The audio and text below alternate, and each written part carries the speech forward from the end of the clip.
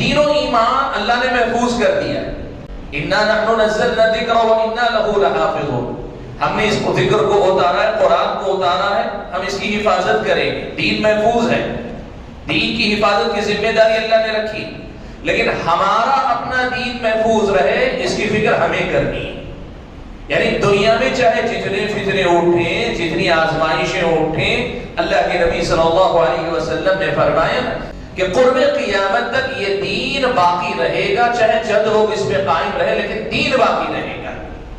فکر جو کرنی ہے وہ کیا ہے؟ فکر یہ کرنی ہے کہ میرا دین، میرے اپنے بچوں کا دین، یہ دین محفوظ رہے، یعنی ہم دین کی صحیح شکل پر قائم رہیں. یہ جو دین کے نام پہ اٹھنے والے فتنے ہیں، یہ جو طرح طرح کے فتنے جو روز مرہ ہمارے اور سماج میں آتے ہیں، کہیں ایسا نہ ہو کہ ہم اور آپ کو صحیح دین سے ہٹا دے جائیں.